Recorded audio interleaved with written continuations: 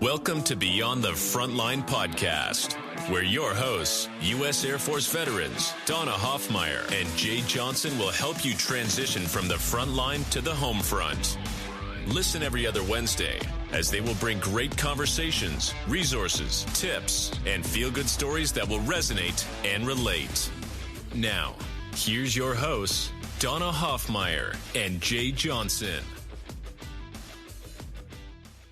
Hey everyone, welcome to Beyond the Frontline. We are back again. I am Donna Hoffmeyer, one of your co-hosts, and I am here with my one and only partner in crime, brother from another mother, all those fun little sayings, Jay Johnson. Hello, Jay. I'm the crime part of this partnership. That's what I'm thinking is going down today. You are the crime part? No, actually, that's not true. I was just saying the other day, who was I talking to? I don't remember, but I was making the joke. I said, when we started this podcast, Jay was like all the straight up one.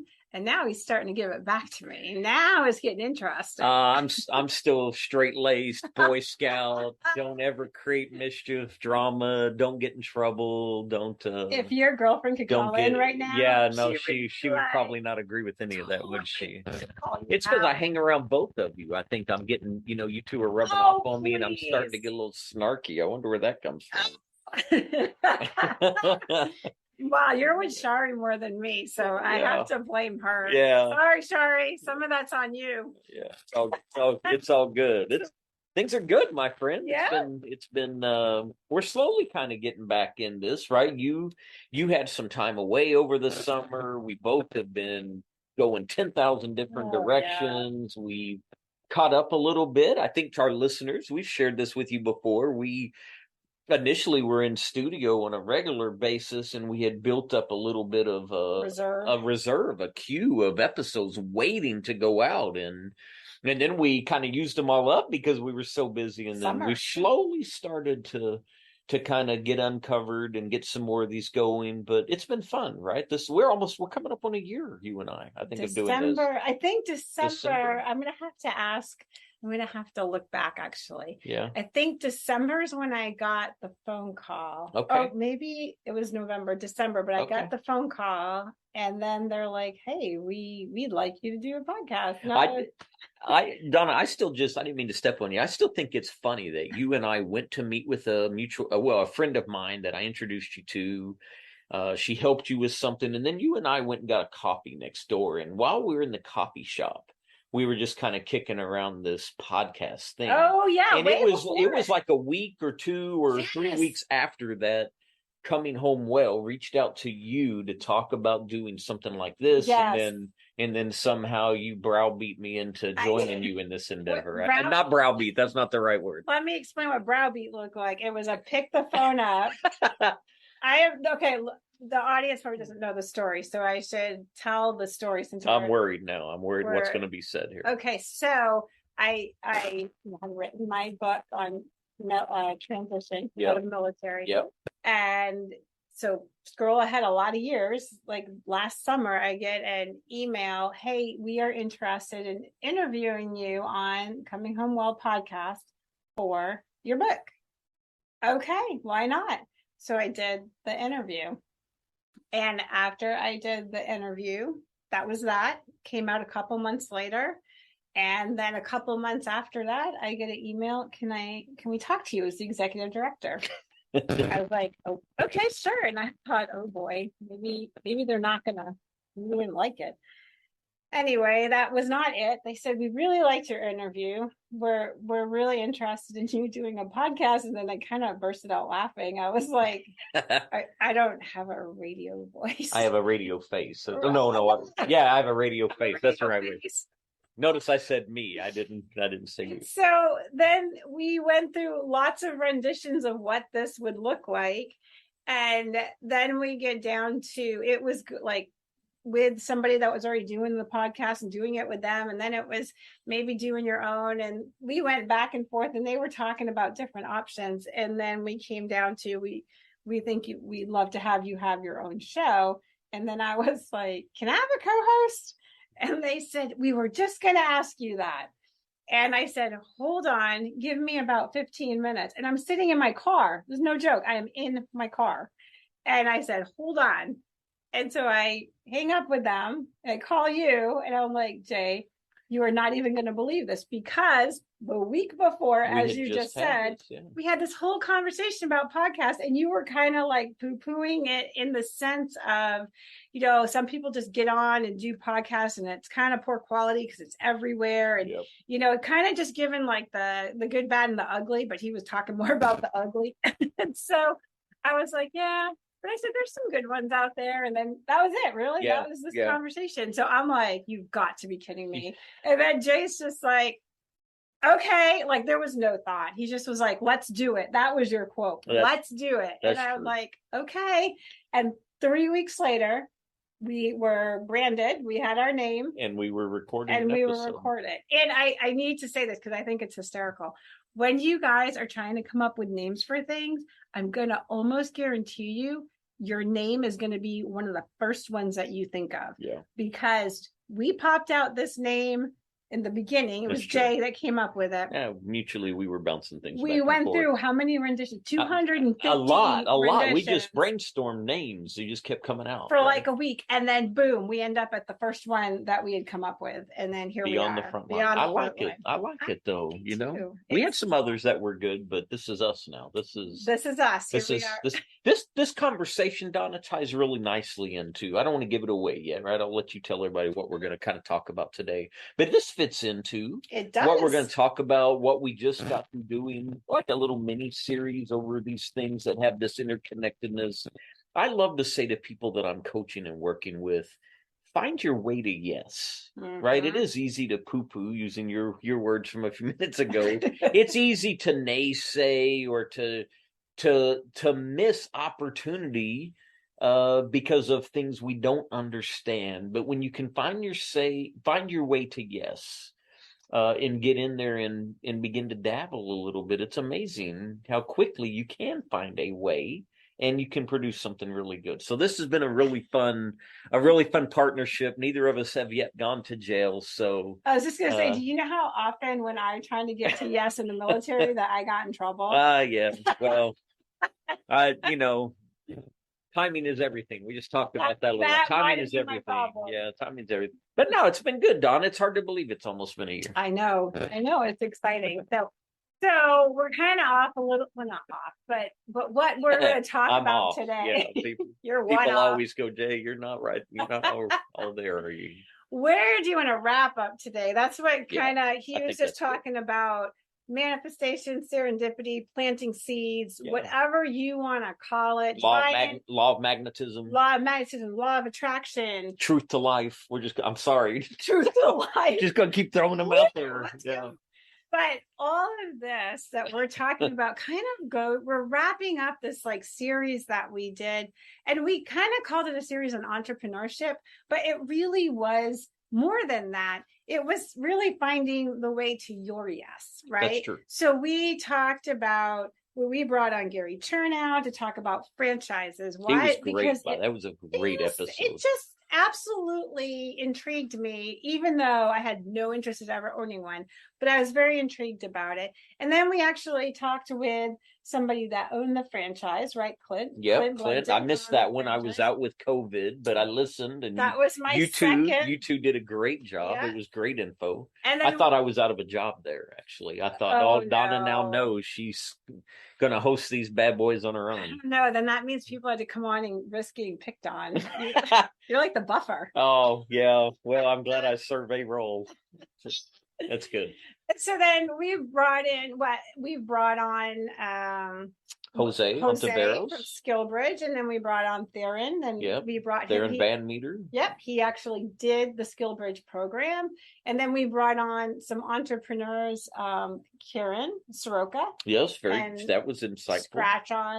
What out of the box kind of? Who would have ever thought? Yeah, right. Yeah. Like a lottery scratch off card, but for anything.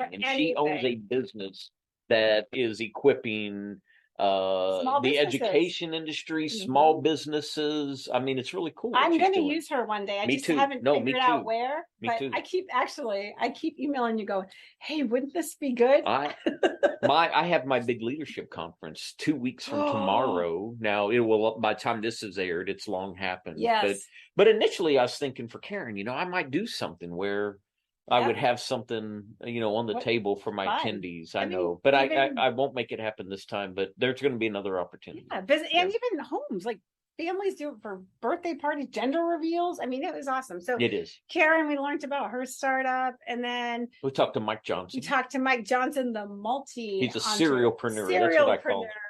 If we can have serial murderers, that's horrible comparison, right? But we've got a serialpreneur, meaning multiple businesses. God, his firework business and his home building business. It's out of control. What's his other business? Ink. Printing. That was printing the main business. one. Yeah, printing business. So we talked about all of that. And then we brought on some nonprofits. We brought on Wes from Operation Flow to Soldier. I missed that one too. That's another one I was at with when COVID. You first got sick. Yeah, that was my first go. So Wes and I knew that would be easy because we will talk he's a for talker. hours. Yeah. Oh, you own that. You said we can talk for hours. We can. No, Wes, Operation Flow to Soldier. Yeah. That's an amazing. Now he's got another gig, right, that provides for his living. Oh yeah, he's an IT guy. Yeah, but he stood up this nonprofit because he recognized a need and he had a heart to serve veterans. So I'm just saying that back as a reminder to our listeners that I don't want them to think broadly that I gotta walk away from what. No, you may do this on the side because you recognize an opportunity out there and you want to equip, serve, add value to. Wes has got a big heart. Oh, huge heart. He's awesome. Yeah. And then we wrapped up with Diane Prisnero from Operation Comfort. She's amazing. Yeah, and we did her event. We went to her. We're going to interview one of the people that participate with her nonprofit. Right, get him on soon. Listeners don't even know what they're in for. We've got a whole. I'm not even going to tell them what the next series is yet because maybe we'll say it at the end. Yeah, but we have another whole series coming up. So really, this whole thing was all about showing the veteran and really showing everybody. You don't have to be a veteran to hear this. Is that you just got to find your way to yes. You got to find how it works for you. And it doesn't have to look like anything anybody's doing. And I hope it doesn't, This is true for you, Donna, just to kind of prop up a little bit about, I mean, again, you've shared your story on this podcast and you took some time down and I think you told me you literally were painting some rocks and, just kind of finding time for you and to reflect and to search and to seek. And now you've started to manifest this really cool opportunity in the self-publishing world where you're pulling all the pieces together to help people who desire to be authors and who maybe don't know how to navigate everything that goes into it, because it's not just sit down, put some thoughts on paper and whammo print, here you go. It's not that easy. No, and it was honestly, it's kind of a neat example because my business named Rebel LLC, right? So you hear that and you probably think like, can I just pause there? Why? Can you hear that, everybody, right? When I tell you I'm the one that's really the one that's squared away, the good guy, the non-troublemaker. You now heard her own. She created a business with the word rebel in it. Okay, go ahead. I'm kidding. I know it's for some, it's got much deeper meaning, but I couldn't help but take that. But see how sassy he's getting? The listeners are like, Jay, stay on point. Sorry, we're going to have to talk. But that business started originally as veteran coaching, right? That was my thing to help with transition, and I deviated the transition and still warrior. Doing that. Yes, that too, and that still exists, right? So I do have that, and I'm very passionate about that because how people transition is very critical to me, how I see it because of what I went through, right? So I have learned that if you can get off these layers and get back to your intuitive part, then you get to move forward with like all your soft skills and learn what you want to do to find your yes, right? I can't help but I'm going to give you another plug, Donna. No, I mean this in a good way. So multiple things you do One of them is you have a blog out there, because you just said taking off the layers, and it made me think of your blog name. Oh, taking off the armor. Taking off the armor. Yeah, If you all listening to this have not gone out there to query taking off the armor, find Donna's blog, you really need to. Not only is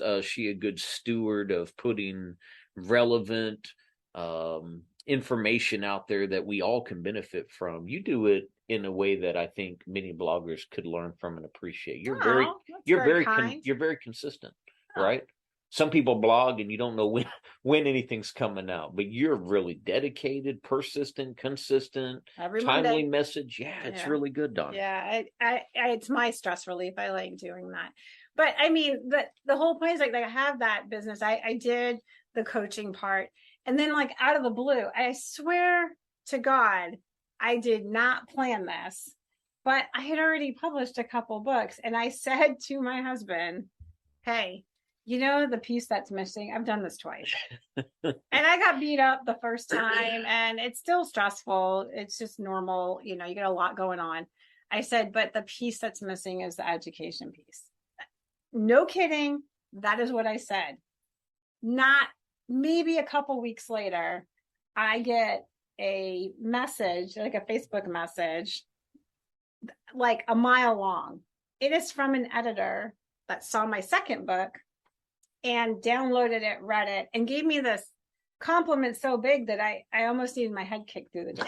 Right? I was so it was so nice that I was like, what is this person's shtick? What do they want? Yeah. Right? What's the ulterior motive? And the long and short of it was I met with this person. They asked if we could meet. And she's legit. She is straight legit. She's awesome. And I don't know what made me do it, but I just threw out my thought process of lack of education and all that. And I told her my idea, which was seriously like boop, off the top of my head. And she looked at me and said, let's do it. And in the same time frame, I happened to mention this to a relative of mine, one of my cousins who I'm very close with. She likes to write. And so we always commiserate on writing and stuff. And I made the same comment, who she goes and makes a comment to a buddy of hers that's a graphic designer. And he seriously knocked my door down. We need to meet. We need to meet. We need to meet. And kept knocking my door down. And I'm like, okay, we meet. Long story short, I now have a whole team. It's and amazing. Now here comes Publishing Pathfinders. And I'm like, where did that come from? Like it now, of course, why do one startup when you can do two at the same time? I mean, you heard it earlier talking about our friend Mike. Mike's a friend of Donna and me. Yeah. And we call him a serialpreneur, but I'm pretty sure Donna's arrived. She's there now and can wear that I'm moniker. On the crazy train. Yeah. Holy cow. So, but the whole point is just that I really was going at things that really interested me and had a passion for, and I let things happen, you know, and things organic. Things did happen. Yeah. And so I think that our series that we did kind of like gave people different sparks, like that's what we were franchising, right? And maybe nonprofit, and what's the good, bad, and ugly of it. And not just a nonprofit, we had sustained nonprofits. Yeah. So I mean, West's been around a long time. Operation Flow Soldier's been around like 15 years. I think that's what he said. And Operation Comfort's been equal roughly. Yep.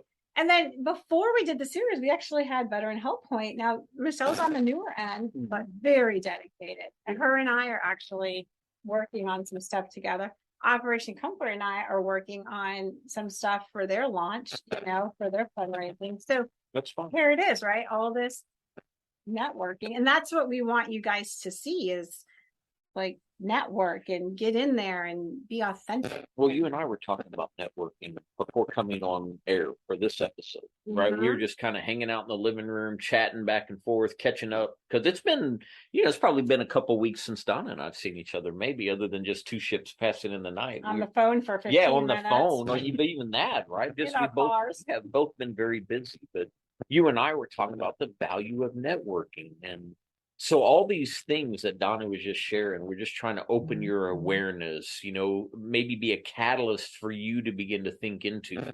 The networking realm is a little bit like that too. You've got to go out there with an intention, not just, I'm just going to go to the event. No, what are you wanting to glean from the event? Are you there because you want to really connect with someone in particular?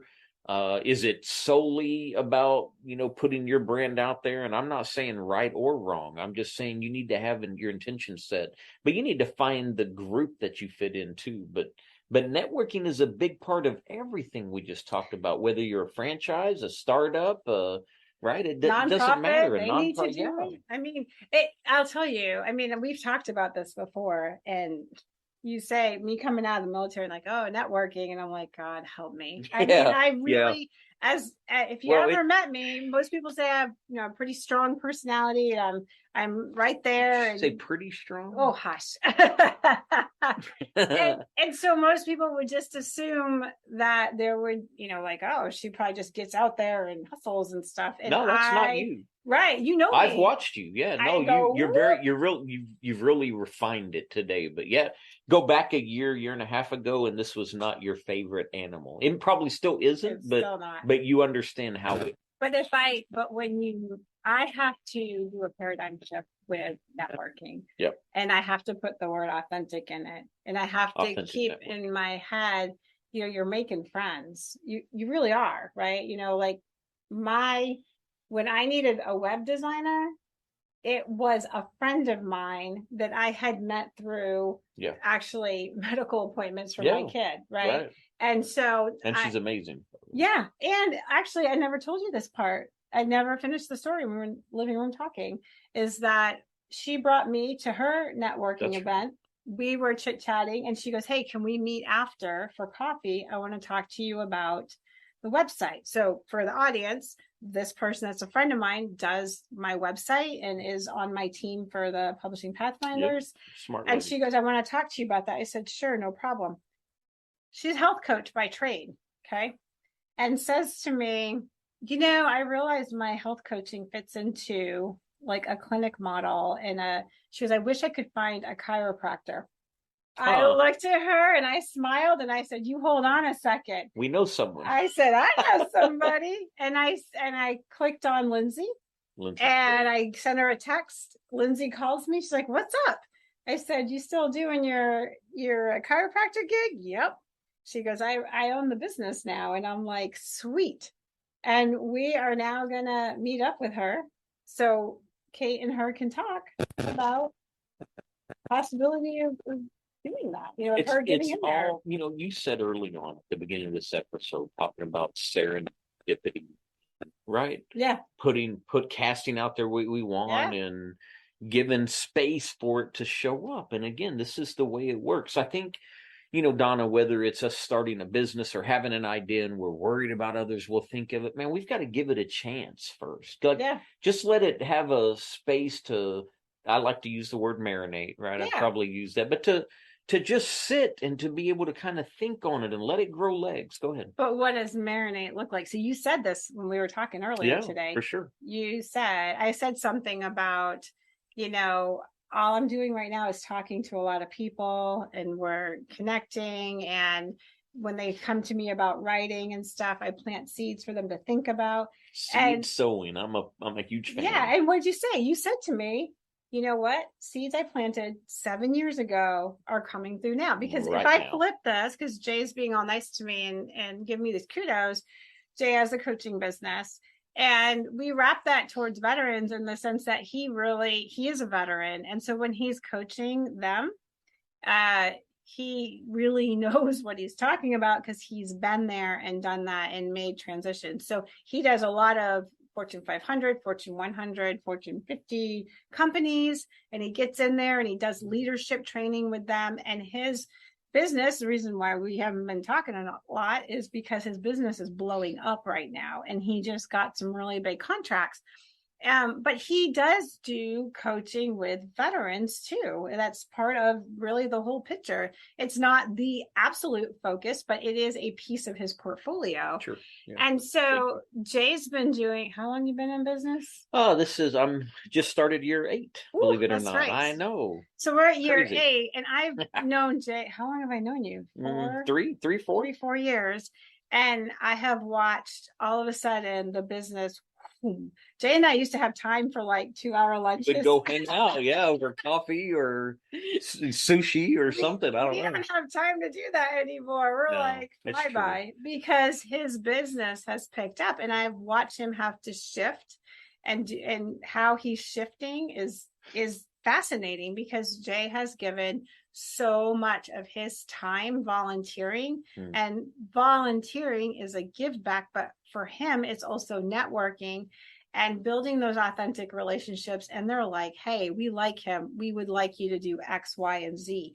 And that's how that business has grown, right? And so now, and we had this talk, is that, he doesn't have the same amount of time to give in the volunteer world. Not that he doesn't still do it, because he does, but he had to make some choices, and he's had to reshift and cut that part down a little bit, so he can kind of handle what has really proliferated out of all your time. It's kind of given. Yeah, Don, it's kind of you to say that. It's true. And I'm going to tell the listeners that me changing some of those things, not doing some of the things I have done historically for a long time, I've exited out of some of those not very gracefully, right? If I just own that.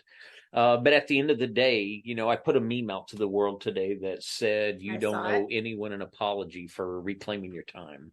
Basically, look, I've served and given, and have done it with pure motive and heart. And then at the end of the day, when we need to take care of ourselves and focus on what is ours to do, uniquely ours to do, right? We shouldn't be ashamed of doing that. No. But you're right. So there's another, going back to talking about franchises, startups, nonprofits, all these different things you had in this, that this series was born from you kind of saying, hey, Jay, I think it'd be neat to do this. And I was all in on that. There's a lot of different ways to connect with people. And so the one you just, brought to light that I do, it's true. I do have a servant heart, but while I'm out there serving, you can build these really strong relationships. You keep using the word authentic, and I love that. It is. But when people get to know us and trust us and like us, and we stay consistent on message, they know that we're not just fly by the seat of our pants. They hear it one time, but they hear it always when they're with us.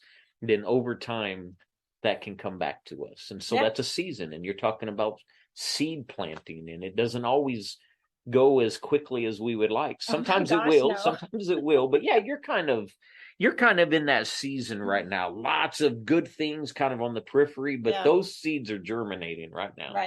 Right. There's a lot of, there's, like you told me, remember, you would be like, stop digging up the dirt to see if the quit looking. Yeah. And so I am not the most patient person when I, want to do things. And unfortunately, whether I like it or not, the military, because of my jobs in the past, it was move fast, move quick, move with authority. Right. And so when I needed something done, I really had no problem moving with authority, moving quickly, moving fast, and moving everybody out of my way if I needed to. And I did. Right. And so, not saying that was always the best way, but I did do it. And so coming out, I've had to learn to the ebb and the flow. So put stuff out there, let it marinate, like you say, and let's see what comes back from that. And while that's marinating, you can plant some more seeds. And so really our lives should look like a garden in different stages, right? I love that. There should be seed planting. There should be some sprouts. There should be some harvesting. Harvest. Right. We should be harvesting. So, trust me, I'm not harvesting much right now, but it's coming though. I'm telling you, my friend, I can see it. I can see it. Yeah. So I put all this out there because I loved that series that we did. I loved all the aspects. I loved all the angles. I loved all the people we met. The guests were all good. Yeah. All really good. And I still, I follow them because I'm friends with most of them. And there you go, right? Like, I'll tell you, Karen Soroka and I have known each other for 20 years. She knows my husband. She's, watched my kids grow up on Facebook because we're far apart. But I watched her build that company, since she got out and when she started. And to see her now, I'm like, dang. And when she speaks, you heard her, she speaks with authority. She does. She owns it. She understands it. Is. And she was like that. I actually, after we did the interview, I told my husband, I said, you know, what I see Karen right now is what I saw when she was a staff sergeant. It was always there. It just needed some. Well, this is true again in our businesses, right? Maturation. It takes time. Not only after the seed bears fruit, but us capitalizing on that. Yeah. There's still an ongoing maturation process. You know, so I've got my leadership conference coming up. I said by the time this airs, it's long gone. You know, it will have happened. So that's not a plug. But I think the message I'm carrying in this year is back to basics. Yeah. Because sometimes we get so caught up in all this stuff that we forget what really we entered into whatever we're doing for, and the people that were attracted to us for that very basic service, product, whatever it was that we were delivering. We sometimes over time steer away from that or grow away from that. And maybe sometimes we just need to kind of cull it back a little bit. I think you need to step back too and look at your garden. Because, you know, when you start, all you've got is dirt and, you know, there's some seeds in there somewhere. And you're like, somewhere. Okay, I just keep putting water on it and they tell me something's going to happen. I'm going to believe them. Right.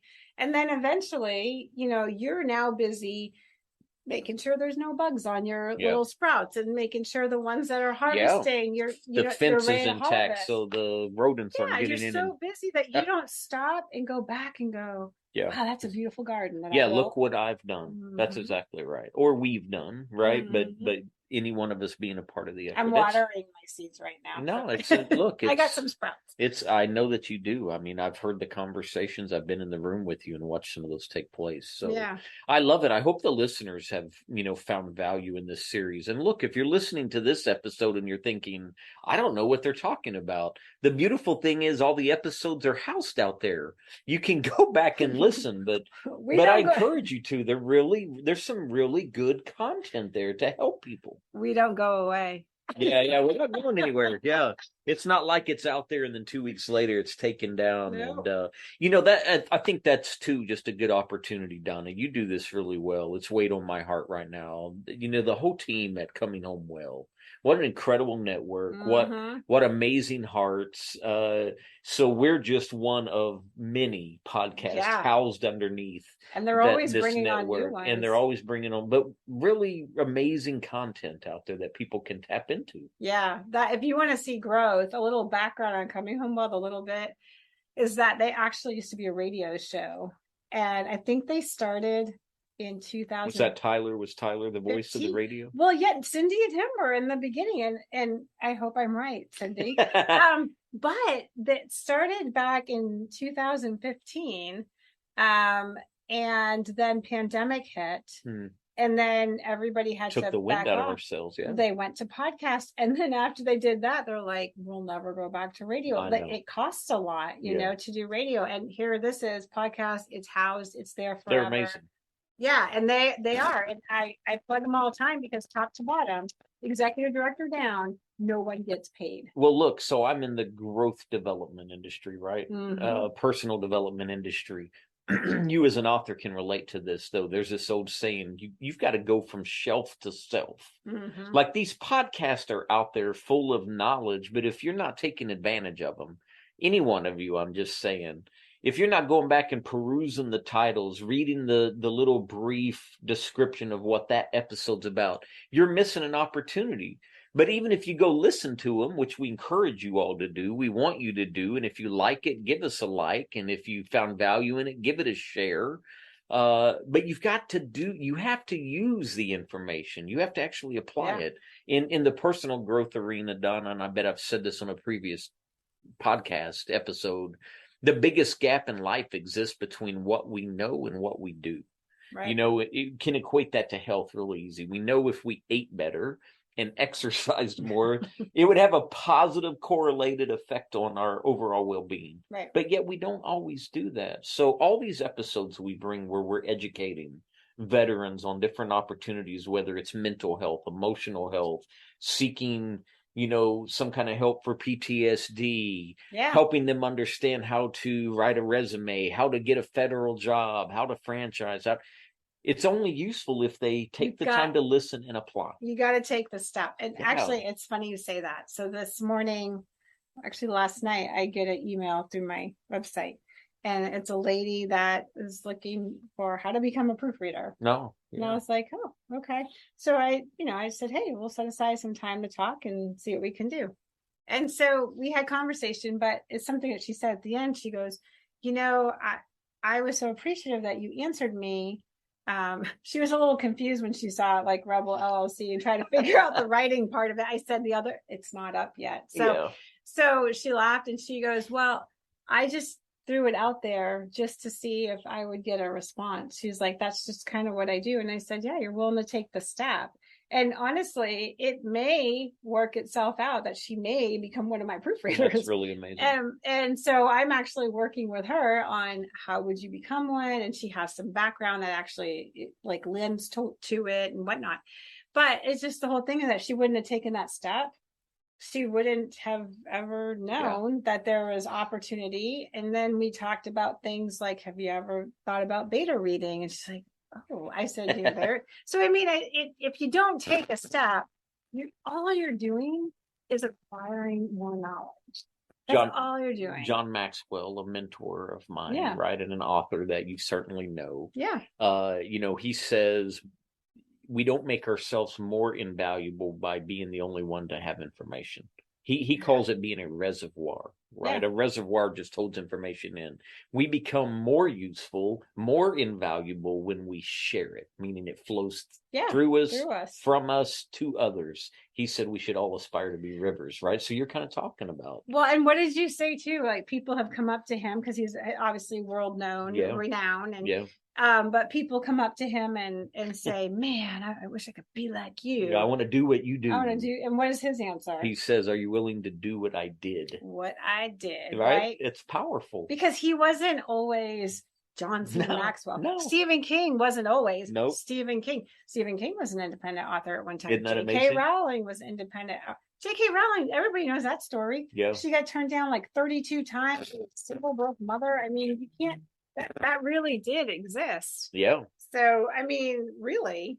No, and there's stories out there, all walks of life, all people, all cultures, just listening to you talk about, her even makes me think of Steve Harvey's story, Oh yeah. He was on the couch of people's he's living in his car for a while. But when you believe in yourself, when you have a vision, when you know what your giftings are, your strengths, whatever terminology you want to call those, and you persistently go out into the world seeking opportunity to use those things. If you stay persistent, I think there is opportunity that will show up. When people see you invest in yourself, they want to invest in you. Yeah. There's my quote for the day. I like it. That's a Donna Hoffmeyer original. You can put that on your J2 servant. It's going to have to go out as a meme one day. I've done that. I've taken things friends have said to me. But it's true though. Like when you value yourself and you're like, okay, I'm going to do this. And you just kind of keep trying. Yeah, people are like, wow, look at him trying. Look at them go. Hey, can I help you? Here's a great story. I won't tell it all, but steer people to it. There's a book out there, everybody, called Think and Grow Rich, an author by the name Napoleon Hill. People get hung up over, is it true or not? The concepts to me are fantastic, right? So I can mind the good and excuse things that maybe don't resonate with my spirit. That's okay. But what is true is he tells the story of a vagrant by the name of Edwin Barnes. And Edwin Barnes, as a vagrant, said he wanted to be the assistant of Edison, Thomas Edison, greatest inventor America has ever produced, arguably, right? But that's the way he's viewed. And he literally found a way onto a train that he wasn't supposed to be on and made his way to Orange, New Jersey. I think that's the right terminology. That's where Edison had his headquarters, and introduced himself to Edison and said, I'm here to be your partner. And of course, Edison just saw this vagrant in front of him, turned him down. But Edwin Barnes didn't give up. And eventually, Edison did need somebody for something. Barnes took on the gig that no one else wanted. And Edwin Barnes spent something like 20 years being the primary assistant to the greatest inventor this country's ever produced. So isn't that amazing? It's a great story. You got to go look it up. It's cool. And you know what's funny? It just reminds me of, I would be snarky. Oh, here we go. All the additional duties in the military. Oh, right? Yeah, we talked about that. You and I had very different views on those too, right? Well, we did. And only, I think, honestly, because of our jobs, right? Yeah. Like my job was like wife and You were death. indispensable, right? And I'm all like, dude, you want me to what? You want me to bake a cake and additional duty what? And I was just cannon fodder. So yeah. Well, you could, cause what that I need to come fix, right? You could hurt them. I get it. But it was different mindsets. But the point was, when the best people around were the ones that tried the jobs that nobody else wanted to do. Yeah. Right. Yeah. And sometimes I've been that person. And I'm like, oh God, I really don't want to do that. You still acquire skills. Yeah. Right. You still, whether it was a good experience or a bad experience, I don't want to do that again because, or if I did that again, I wouldn't do, or, hey, that was a good experience, right? Yeah, I mean, you brought like lawn care maintenance into it, right? I liked it. No, but look, it's relevant. When dollars get, scarce, they have to find a way to still do base post beautification. Cutting bushes. So somebody's doing, but it could be anything. We talked on that episode, not to go too far back. We talked about being an additional duty safety NCO or officer, right? Maybe being on an awards gala committee. I will tell you, and I said on those episodes, some of those things I didn't know would help me where I'm at today, right? MCing events today, I learned from doing those events on active duty. Yeah. Yeah, sure, all the 100%. Speaking, when I've had to get up and give presentations, you're like, God help me, yada yada. You crushed it, by the way. I think it's been about 3 weeks ago now, right? That Operation Comfort, Diana Cisneros held her event. Everyone knows a veteran. Impromptu. And you got to do a little speak gig. I did. You crushed it. Oh, you were on. It's good. Yeah, I appreciate that. So now she's going to create an aspiring speakers club. Everybody, right? Publishers, speaking. Yeah, I don't know. Give me time. Keep adding to the cereal. Right? Add on to it. It's fun, Donna. It's look, we had a good time with that series. Yes. You alluded to earlier. I'm going to bring you back to it. Are you willing to give them a sneak peek under there? I am because I'm very excited. So we did this. We like to kind of do things in small series because it's easy for us to have a focus and a line, and then as we go through it, our minds are there, so it makes the interviewing process, I think, that much better personally. But our next series that we want to do is like extraordinary veterans. Yeah. And when I say extraordinary, because I think all the veterans are extraordinary. No doubt. But what I mean are like these people that have seriously taken the worst tragic events that have happened to them and turned them completely to their advantage. I love it. I know. They're inspiring. So, yes. And we already have one that does not know he'll be up. I've got 2 that we've considered. I'm not going to call them out by name on this episode, but spouses, gold star. Kind of stuff that have incredible stories. This is I think it's our resiliency series. I think that's what that's a good call it. Yeah, it's a good title. So look, that's the hook. That's the hook. We've got a great series coming up where we're going to interview some really amazing human beings with incredible stories who continue to find a way to bring the good. Yep. That's what we want to do. So I like it a lot. And for the audience, if you guys have anything you want to hear, or you're interested in learning more about something, tell us, because we are very curious people. We'll find out about anything. Our favorite word is why. At least my favorite word. Yeah, you got to be curious. Yeah, curiosity is a good thing. So we'd love to hear from you guys. I think I'm going to start winding it down, and you're going to take us out here. So I think what everybody needs to take away is that everybody's yes looks different. If I, as a nurse, and my background is in nursing, and I was a fitness trainer and a college instructor in kinesiology and an educator and whatever else I did. And now I can decide, you know what, I'm getting into the world of writing and I'm getting in the world of coaching, but the way I think it needs to be done in my world. I like it a lot. If I can do all that, trust me, y'all can do all kinds of miracles. It can happen. And it really can. Just find your community, find your people, and start listening to yourself. And I am telling you that you put in some sweat equity with that, and it's going to fall into place. Yeah, it's an attractive quality. There's no doubt. But it's the long game. It is that's important. You and I kind of discussed that briefly. It is the long game, Donna. That's really, really true. And if something happens, quicker or quickly, then fantastic. Celebrate that. But we do want you to understand that it's not always a quick endeavor. In fact, I would say rarely is it quick. So you definitely have to be persistent. And I don't think you want it quick. I think that's true. Because I think it's dangerous. Yeah, it's the maturation that happens along that route that really is good. You have to ebb and flow, and then you got to take it in, process it, and then build on it. It's just like driving a car, Don. I love that you said ebb and flow, because, if we get out there and we make a wrong turn, or if at some point we've realized that we've been going the wrong way for a little bit, we just turn the car. Yeah. So ebb and flow when you're out there and you're doing something that's new to you. It's okay to have a little bit of a shift in direction, or, There's nothing wrong with it. No, not at all. As long as you're finding your yes, folks. That's what our goal is. Yeah, and I think that's how I'll close, Donna, is I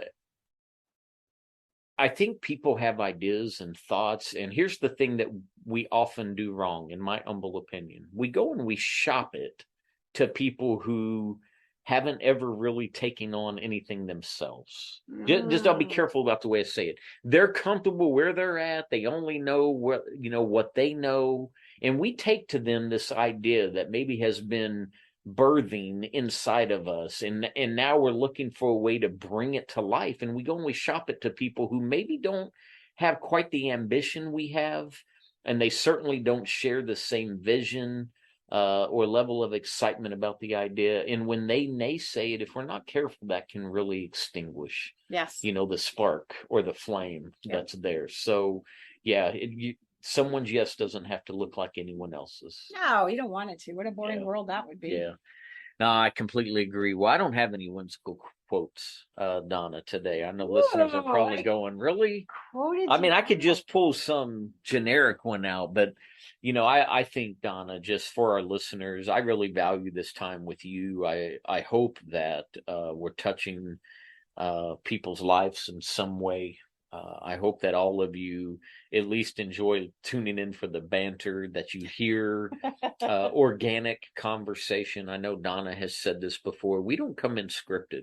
We know what we're going to talk about, and there may be a 1 point, 2 point kind of thing that we know will come out during the episode, but by and large, what you get on this podcast is you get two people organically talking about things that are real, things that are pertinent, not only to veterans. That's our prime audience, but there's value in this for everybody. Yeah. So we just really thank you. And we hope that you continue to tune in. You heard Donna say, we'd love to hear from you. It's true. Drop us a line, a comment. Tell us something funny you heard us say. Feel free to jump on the bandwagon and use me as a buffer for snarkiness, right? Whatever it is, just know that we love you all. We thank you for your service, your commitment to being a force to be reckoned with out in society. All right. That's it. Okay. All right, everybody. From all of us to all of you, Beyond the Frontline is very thankful for having all our audience, and you guys all have an awesome week. Take care, everybody. Thanks for listening to Beyond the Frontline, a podcast of coming home well. Join us every other Wednesday. And if you enjoyed this episode, please share it with others, post about it on social media, or leave a rating and review.